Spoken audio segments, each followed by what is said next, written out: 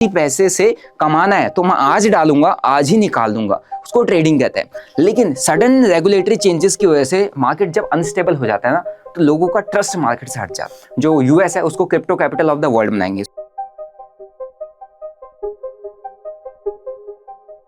अगर आप लोग अभी भी इंडियन स्टॉक मार्केट के अंदर ऑप्शन ट्रेडिंग कर रहे हैं तो हो सकता है आने वाले कुछ टाइम में आपका अकाउंट ही ब्लो हो जाए। ऐसा क्या हुआ कि सभी के सभी लोग अभी क्रिप्टो मार्केट की तरफ शिफ्ट हो चुके हैं और इंडियन मार्केट के अंदर वॉल्यूम ड्रॉप हो चुका है।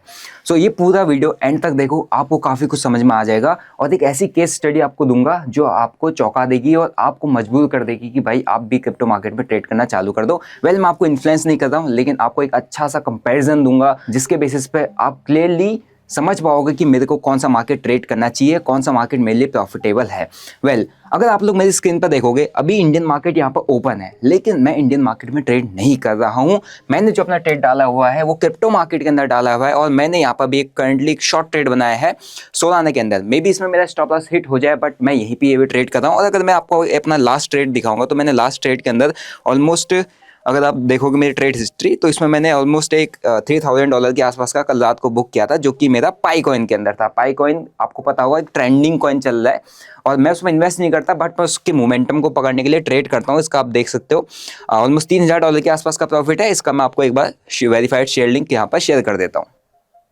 So this is the verified share link, जहाँ पर आप देख सकते हो मेरी एंट्री एंड एग्जिट यहाँ पर क्या हुआ। एंड क्रिप्टो की बात करें तो अपन ने क्रिप्टोज के अंदर अभी ट्रेड बनाया हुआ है और कल रात को मैंने एक अच्छा खासा ट्रेड शेयर किया हुआ था। एंड ये ट्रेड अपना कल रात में इसने बहुत अच्छा टारगेट दिया था और ये ट्रेड मैंने अपनी कम्युनिटी के साथ भी शेयर किया हुआ था, जिसको आपको अगर ज्वाइन करना है लिंक डिस्क्रिप्शन बॉक्स में आपको मिल जाएगा। ठीक है। एंड अगर मैं बात करूँ इंडियन मार्केट्स की, इंडियन मार्केट ओपन है, बट मैं आपको अपना रिकॉर्ड दिखाता हूँ इंडियन मार्केट का क्या चल रहा है। ठीक है। तो इसके लिए मैं अपनी ट्रेड डायरीज पे जाऊँगा। ट्रेड डायरीज पे आप देखोगे ये फेब का मंथ है जहाँ पर मैंने बहुत कम ट्रेडिंग किया, ऑलमोस्ट 7 से 8 दिन ट्रेड किया होगा। और ये मार्च का मंथ है जिसमें मैंने सिर्फ एक दिन ट्रेड किया, वो भी मैं चलते फिरते में। ठीक है। सो एक बार मैं आपको कुछ प्रॉफिट लॉस स्टेटमेंट दिखाता हूँ। सो मेरा ये था जनवरी का, ये फेब में मैंने लॉस किया था इसमें अराउंड 5 लाख के आसपास का, और ये है अपना मार्च का मंथ जहाँ मैंने ट्रेड नहीं किया है। अब ऐसा क्या सडन चेंज हो गया कि भाई सबके सब इंडियन मार्केट्स के अंदर जो ऑप्शन ट्रेडिंग का क्रेज होता था, ऑप्शन ट्रेडिंग को छोड़ के क्रिप्टो मार्केट में चले गए। पहले आपको मैं एक केस स्टडी देता हूँ। सो फोर्ब्स एडवाइजरी के सर्वे के हिसाब से यहाँ पर आप देखोगे तो 57% लोगों ने क्रिप्टो में प्रॉफिट कमाया है, 16% लोगों को लगता है कि उनका लॉस हुआ है, ना ही प्रॉफिट। ठीक है, मतलब वो एवरेज बीच में है, या तो ना उनका लॉस और ना प्रॉफिट, कॉस्ट पे है। 14% लोगों ने क्रिप्टो में पैसा लॉस किया है, 7% लोगों को लगता है कि उन्होंने बहुत ज़्यादा प्रॉफिट कमाया है। ठीक है। अब इसी के अकॉर्डिंग अगर आपको इंडियन मार्केट का कंपैरिजन दूंगा तो एक सेबी का ऑफिशियल डाटा था जिसके अंदर उन्होंने बताया था कि ऑलमोस्ट 93% जो ऑप्शन ट्रेडर हैं इंडियन मार्केट के अंदर लॉस कर रहे हैं, और एक एवरेज लॉस अगर आपको बताऊं इनका वो 1 लाख रुपए के आसपास का है। और जिन्होंने प्रॉफिट किया है उनका भी अगर मैं एक एवरेज प्रॉफिट निकालता हूं वो भी 1 लाख के आसपास है, और जो प्रॉफिट किया उनका भी ऑलमोस्ट 50% जो प्रॉफिट है वो टैक्सेस एंड चार्जेस में चला जाता है। सो इससे आपको एक चीज समझ में आ गया होगा कि एक्चुअल में पैसा कौन से मार्केट के अंदर बन रहा है, इंडियन मार्केट या क्रिप्टो मार्केट। इंडियन मार्केट के अंदर जो लॉसेस में लोग बैठे हैं या क्रिप्टो मार्केट के अंदर जो लोग ज़्यादा प्रॉफिट करें, इसके लिए आपको जानना पड़ेगा कि भाई क्या कंपैरिजन है, क्यों ऐसा हो रहा है कि लोग क्रिप्टो मार्केट्स में भी प्रॉफिट बनाना चालू कर रहे हैं, प्रॉफिटेबल ज़्यादा हो रहे हैं, और इंडियन मार्केट के अंदर लॉसेस कर रहे हैं। यहाँ पर सबसे बड़ा कंपैरिजन ये आता है कि यहाँ पर जो कैपिटल है हमको कितना रिक्वायर्ड है। मैं यहाँ पर इंडियन और क्रिप्टो मार्केट का डिफरेंस आपको बताता हूँ। देखो, इंडियन मार्केट के अंदर सडन जो रेगुलेटरी चेंजेस आए हैं उसके बेसिस पर आपने देखा कि काफ़ी सारे लोगों को मार्केट से आउट होना पड़ा। देखो, इंडियन मार्केट के अंदर अगर 1000 से लेकर 2000 या कह सकते हैं या 5K का कैपिटल जो लोग यूज़ करते थे, बेसिकली उनके लिए इंडियन मार्केट के अंदर ऑप्शन ट्रेडिंग काफ़ी अच्छी तरीके से हो पा रही थी या कर पा रहे थे। लेकिन जैसे सडन रेगुलेटरी चेंजेस आ गए, लॉट साइज में आपको बढ़ोतरी देखने को मिली और जो एक्सपायरीज है वो हटा दी गई। इससे क्या हो गया ना, अब आपको मिनिमम रिक्वायर्ड कैपिटल आप कह सकते हो 15K to 30K के बीच में चाहिए कि इंडियन स्टॉक मार्केट के अंदर आपको ट्रेड करना है, तो इतना कैपिटल चाहिए ही चाहिए। लेकिन अब उसके बारे में सोचिए, जो इनिशियली मार्केट में आ रहा है 1000-2000 रुपये का कैपिटल लेके मार्केट को सीखना चाहता है, अब उससे कहा जाए कि भाई 1000-2000 तो नहीं सीखेगा, क्योंकि ऑब्वियसली उसने लूज ही करना है। लेकिन उसको ये कहा जाए नहीं, लॉस भी अगर करना है तो भैया 20 से 30 हज़ार रुपये चाहिए, उससे पहले तुमको एंट्री, तुम्हारे लिए एंट्री नहीं है। तो इसका बेनिफिट कहाँ पर हुआ, क्रिप्टो मार्केट में क्या होता है, अगर आपके पास सिर्फ 1000 रुपीज़ है या 2000 रुपये है, you can trade crypto market. Means basically starting में आदमी क्या करता है ना, सीखता है। अब सीखने के लिए उसके वो चाहेगा कि मैं कम से कम कैपिटल लगा के ज़्यादा से ज़्यादा मार्केट को सीख पाऊँ, लेकिन यहाँ पर आपके पास कम से कम कैपिटल भी 15 से 30 हज़ार रुपये चाहिए ही चाहिए। वहीं बेनिफिट यहाँ पर क्रिप्टो मार्केट को इसलिए मिला क्योंकि यहाँ पर आपके पास 1000 रुपये है चाहे 2000 रुपये है, आप क्रिप्टो मार्केट के अंदर ट्रेड करके क्रिप्टो मार्केट को सीख सकते हो। क्योंकि स्टार्टिंग में लोग पैसा नहीं बनाते, स्टार्टिंग में आपको सीखना होता है और सीखने में आपका लॉस होता है।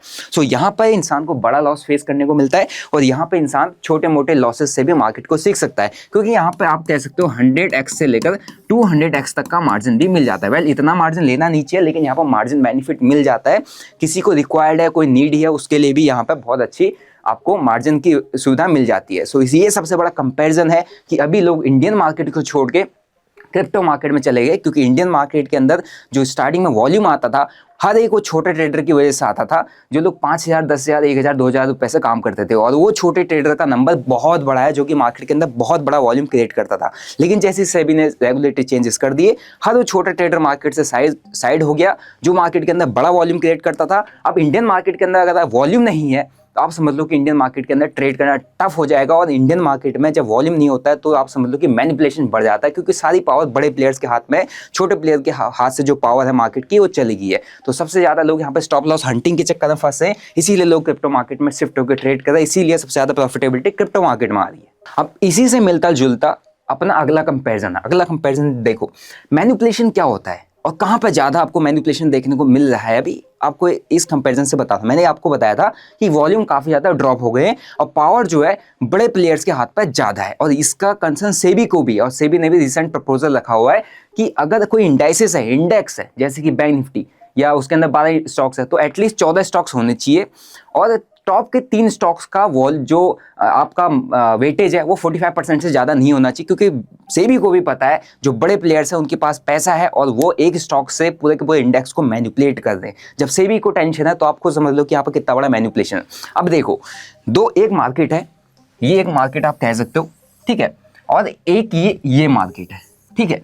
अब इन दोनों मार्केट के अंदर सबसे बड़े जो लिक्विडिटी प्रोवाइड करते हैं, सबसे बड़ा जो पैसा लगाते हैं, उनको कह सकते हैं कि बिग फंड्स, ठीक है। अब मैं यहाँ पे कोई भी कह सकता हूँ, शार्क कह सकता हूँ, ठीक है। शार्क है कोई भी बड़ा फंड वाला, FII है, बड़े म्यूचुअल फंड्स हैं, पेंशन फंड्स हैं, ग्लोबल फंड्स हैं, ब्लैक रॉक है, कोई सा भी बंदा है।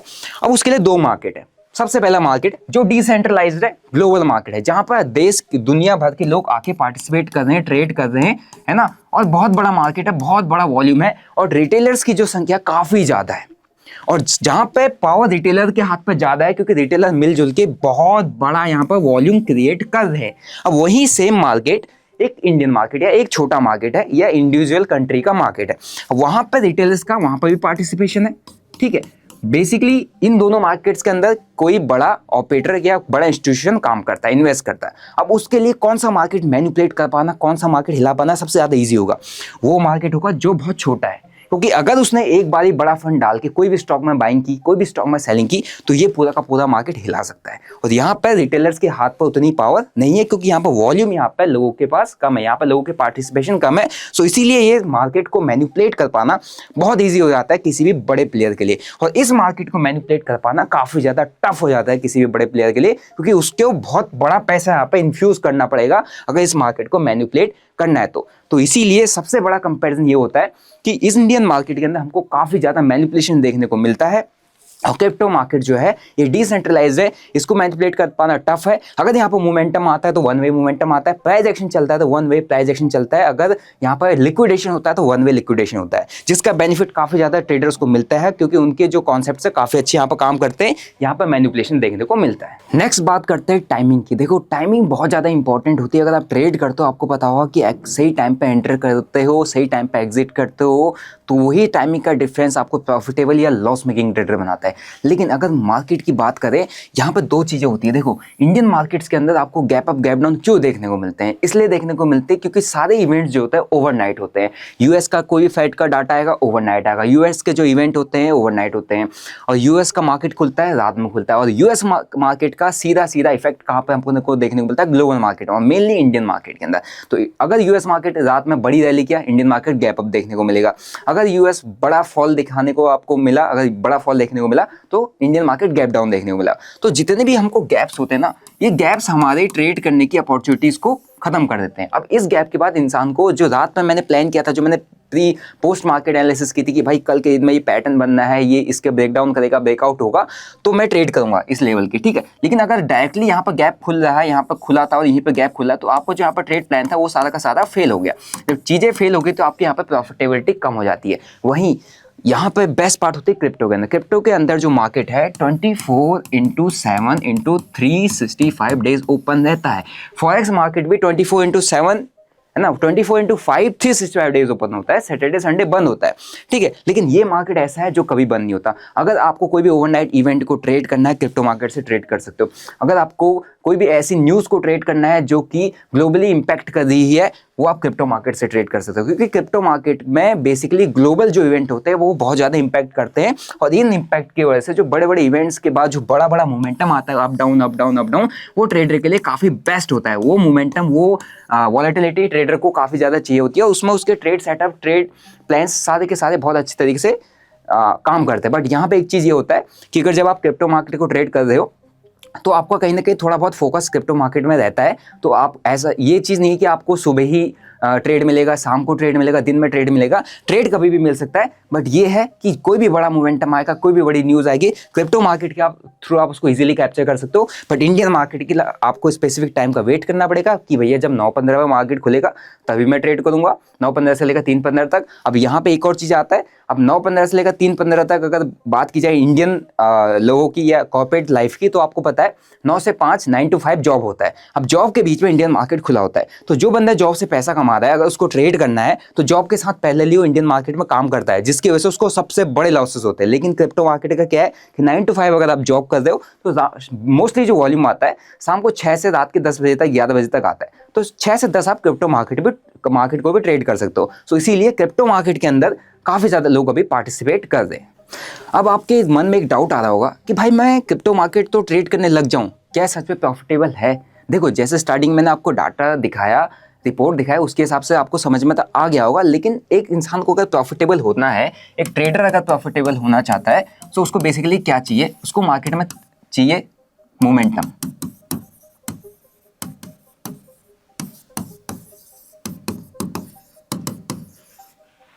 सो उसको बेसिकली ट्रेडर को अगर प्रॉफिटेबल होना है, उसको मार्केट में मोमेंटम चाहिए, वॉलेटिलिटी चाहिए, जो उसकी क्या लेके आता है, जो उसके लिए अपॉर्चुनिटीज क्रिएट करता है, ठीक है, जो उसके लिए अपॉर्चुनिटीज क्रिएट करता है। अब देखो, इंडियन मार्केट को अगर आप प्रीवियस 1-2 महीने से देखोगे, या प्रीवियस 1-1.5 महीने का आप डाटा निकाल के देखो, सो मार्केट के अंदर ना गैप अप्स गैप डाउन ज़्यादा मिल रहे हैं, और इंट्राडे के अंदर रेंज में फंस जाता है, जिसकी वजह से प्रीमियम के अंदर मोमेंटम नहीं आ रहा है और लोग वेट करते रह जा रहे हैं। लेकिन ट्रेड सभी को करना है, तो जो जबरदस्ती की ट्रेडिंग हो रही है ना, उसमें लॉस कर दे रहा है। क्यों? क्योंकि वॉलेटिलिटी एंड मोमेंटम उतना अच्छा नहीं मिल पा रहा है। बट क्रिप्टो मार्केट का आप चार्ट उठा के देख लो, क्रिप्टो मार्केट का चार्ट उठा के क्या देख लो, मैं आपको एक बार खुद ही दिखा देता हूँ। ये this kind of volatility and momentum, अब हर वक्त आपको कुछ ना कुछ मूव, कुछ ना कुछ वॉलेटाइल मार्केट यहाँ पर देखने को मिलेगा ही मिलेगा, ठीक है। या तो आपके स्टॉप लॉस जाएंगे, या तो आपके टारगेट जाएंगे। रेंज बाउंड मार्केट के बाद कहीं पर भी ब्रेकआउट ब्रेकडाउन आता है, तुरंत से बड़े बड़े स्पाइक्स के अंदर मोमेंटम आ जाता है। सो जब किसी को ट्रेड करना है, सो बेसिकली उसको चलता हुआ मार्केट चाहिए, रुका हुआ मार्केट नहीं चाहिए। क्यों? क्योंकि जब मोमेंटम होगा, वॉलेटिलिटी होगा और एक ट्रेडर को अपॉर्चुनिटीज मिलेंगी, तभी एक ट्रेडर प्रॉफिटेबल हो पाएगा। लेकिन अगर वॉलेटिलिटी एंड मोमेंटम ही नहीं है मार्केट के अंदर, मार्केट टिका पड़ा है, तो आप ऑप्शंस को ट्रेड करने के लिए जाओगे, तो थीटा डीके की वजह से आप ऑलरेडी लॉस में चले जाओगे। भले ही आपको स्टॉप लॉस हिट ना हुआ हो स्पॉट चार्ट पे, बट थीटा डीके की वजह से आपका प्रीमियम डीके हो जाएगा, प्रीमियम डीके की वजह से आप लॉसेस में जाओगे। ये सबसे बड़ा मेजर रीजन है कि लोग इंडिया मार्केट के अंदर ऑप्शंस ट्रेडिंग के तरफ हैवी लॉसेस में जा रहे हैं, क्योंकि मोमेंटम एंड वॉलेटिलिटी नहीं है। वहीं क्रिप्टो मार्केट के अंदर ये आपको हर वक्त देखने को मिलता है। सो हाई प्रॉफिटेबिलिटी क्रिप्टो मार्केट में लोगों की आ रही है। देखो, मैं आपको अपना अगर रिकॉर्ड दिखाऊं, सो मैं 2020 से मार्केट के अंदर ट्रेड कर रहा हूँ। एंड 2020 के बाद से मैंने इतनी सारी चेंजेस मार्केट के अंदर देखे, इतने सारे चेंजेस मैंने मार्केट के अंदर देखे। बेसिकली मैं पहले कुछ स्ट्रेटजीज फॉलो करता, मैं पहले स्कैल्पिंग करता था, फिर मैंने बिग बार पे काम किया, फिर मैंने मोमेंटम से पकड़े, फिर मैंने 920 स्ट्रेटजीज पे काम किया, मैंने कई सारी मल्टीपल स्ट्रेटजीज टेस्ट की, लेकिन एक सर्टन टाइम के बाद सारी स्ट्रेटजीज फेल होने लग जाती है। अगर मैं कोई स्ट्रेटजी को एक महीना, एक साल, मैंने 6 महीना बैक टेस्ट किया, फिर अगले 6 महीने उसको मैं फॉरवर्ड टेस्ट कर रहा हूँ और अगले साल में उसको ट्राई करता हूँ कि भाई मैं उस स्ट्रेटजी पे पूरा एक साल काम करूँ, फिर क्या होता है, सेबी आती है, बीच में लॉट साइज चेंज कर देती है, बीच में एक्सपायरी चेंज कर देती है, बीच में नई रेगुलेशंस ले आती है। तो इसकी वजह से ना, जब तक आपका मार्केट स्टेबल नहीं हो, स्टेबल मींस, ठीक है, जब तक मार्केट स्टेबल नहीं है तब तक मेरी स्ट्रेटजीज काम नहीं करेंगी। स्टेबिलिटी का मतलब क्या होता है कि लोगों को पता है कि क्या रूल्स है, क्या रेगुलेशंस है, क्या लिमिटेशंस है, क्या लॉट साइज है, कितनी क्वांटिटी में मुझे काम करना है, कितने दिन मैंने ट्रेड करना है, कौन से एक्सपायरी मैंने ट्रेड करनी है। ये तभी इंसान सेट कर पाएगा जब मार्केट स्टेबल हो। लेकिन सडन रेगुलेटरी चेंजेस की वजह से मार्केट जब अनस्टेबल हो जाता है ना, तो लोगों का ट्रस्ट मार्केट से हट जाता है। क्यों? क्योंकि उसने 6 महीना प्रैक्टिस किया। अब प्रैक्टिस में क्या होता है, प्रैक्टिस जब मार्केट में आदमी करता है तो उसको लॉस होता है। अब ऐसे मार्केट में प्रैक्टिस क्यों करे जब जो मार्केट खुद ही स्टेबल नहीं है।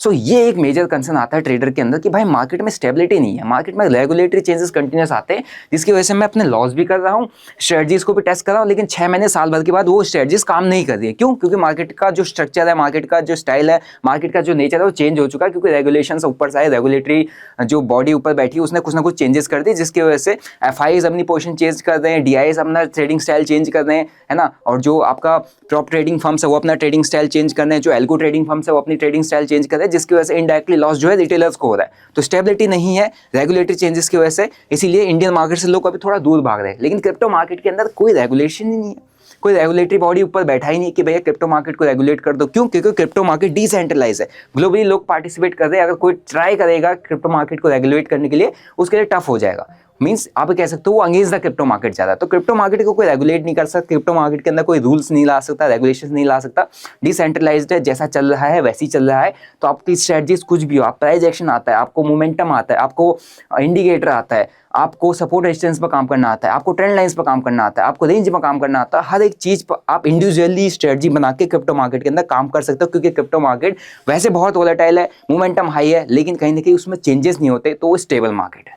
अब आपको मैं एक बहुत बढ़िया कंपैरिजन बताता हूँ। देखो, आपको ऐसे एसेट्स में ट्रेड करना चाहिए, ऐसे एसेट्स के अंदर, ऐसे इंस्ट्रूमेंट के अंदर अपनी पोजीशन बनानी चाहिए, अपना ट्रेडिंग स्टाइल, अपनी स्ट्रेटजीज को डेवलप करना चाहिए जो कि ग्लोबली डोमिनेट करते हों।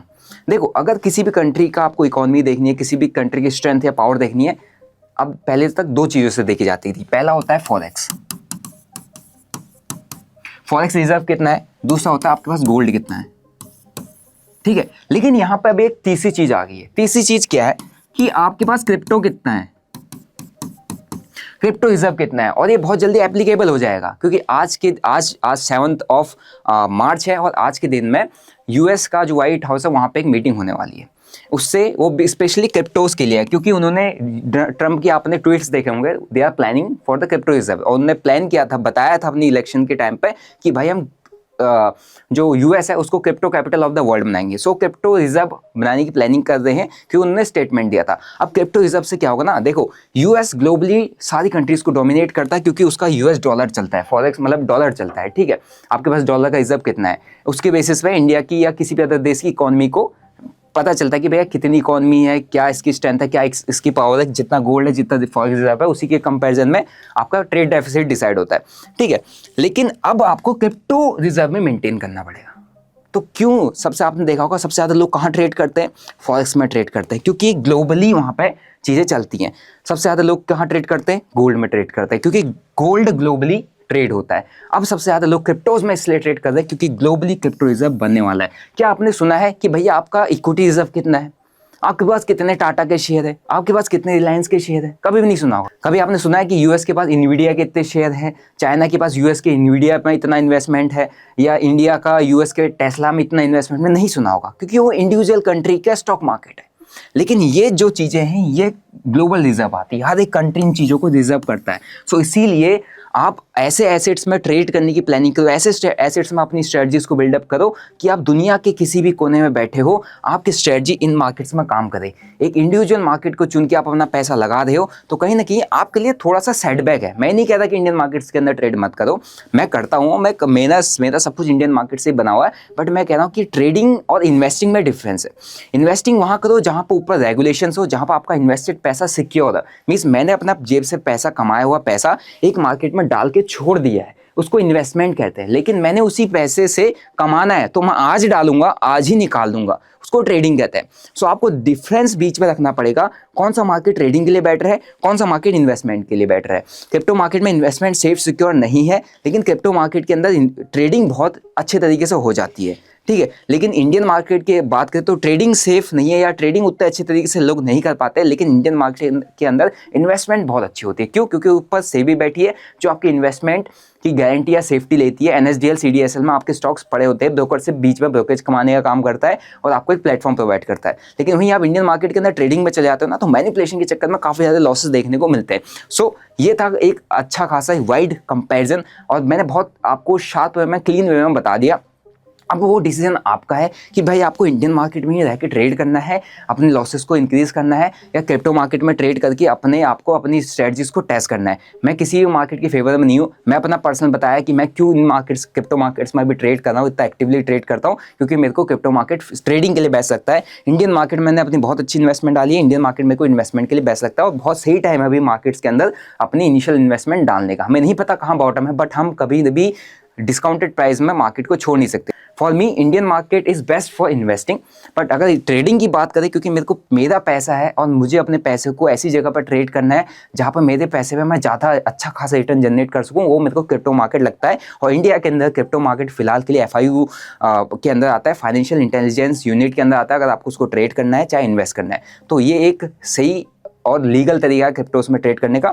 बाकी अगर आपको क्रिप्टोस में ट्रेड करना है, मैंने डेल्टा एक्सचेंज का लिंक डिस्क्रिप्शन बॉक्स में दिया हुआ है, आप जाके अपना अकाउंट ओपन कर सकते हैं। डेल्टा एक्सचेंज एक FIU रजिस्टर्ड प्लेटफॉर्म है जहाँ पर फ्यूचर एंड ऑप्शंस को ट्रेड कर सकते हो। ऑप्शंस को अगर आपको ट्रेड करना है, आपको मन है ऑप्शन ट्रेड करने का, आपको लगता है ऑप्शन ट्रेडिंग मेरे को काफ़ी अच्छी लगती है, तो आप उसके बिटकॉइन एंड इथेरियम के ऑप्शन को ट्रेड कर सकते हो। बाकी अगर हर कोई आपका फेवरेट कॉइन आपको वहाँ पर लिस्टेड मिलेगा जहाँ पर आप फ्यूचर के थ्रू ट्रेड कर सकते हो, जैसे कि मैंने पाई कॉइन पर ट्रेड किया हुआ था, ठीक है। लिंक डिस्क्रिप्शन बॉक्स में मिल जाएगा। अकाउंट ओपन करके आप अपना ट्रेडिंग चालू कर सकते हैं। और अगर आप लोगों ने अकाउंट ओपन किया है तो एक गूगल फॉर्म भी दिया हुआ है मैंने, आप उसको फिलअप कर सकते हैं, जहाँ पर मैं आपको अपने क्रिप्टो ट्रेडिंग क्लब का एक्सेस फ्री ऑफ कॉस्ट दे दूंगा। और अगर आपको अपनी VIP कम्युनिटी ज्वाइन करनी है, जहाँ पर मेरे जो ट्रेड सेटअप्स होते हैं मैं शेयर करता रहता हूँ, उसका भी लिंक आपको डिस्क्रिप्शन बॉक्स में मिल सकता है और मिल जाएगा, वहाँ पर भी आप ज्वाइन कर सकते हैं। अगर आपने मेरे लिंक से अकाउंट ओपन किया है तो वहाँ पर आपको 1 मंथ का additional subscription free of cost मिल जाएगा। आई होप आपको समझ में आया होगा। और आपको कौन सा मार्केट ट्रेड करना पसंद है, क्रिप्टो मार्केट या इंडियन मार्केट, कमेंट करके जरूर बताना। और आपके क्या व्यूज़ है इस कंपैरिजन के बारे में, उस पर भी आप कमेंट कर सकते हो। और इस वीडियो को दोस्तों के साथ जरूर शेयर करो जो अभी भी मार्केट्स में ट्रेड करें, ताकि उनको क्लियर हो जाए कि कौन सा मार्केट ट्रेड करना चाहिए। सो आई होप आपको वीडियो अच्छा लगा होगा, सीखने को मिला होगा। अच्छा लगा तो वीडियो को लाइक करो, चैनल को सब्सक्राइब करो, ताकि आगे आने वाली कोई वीडियो आपसे मिस ना हो पाए। मिलते हैं नेक्स्ट वीडियो में। Till then bye bye, see you, जय हिंद।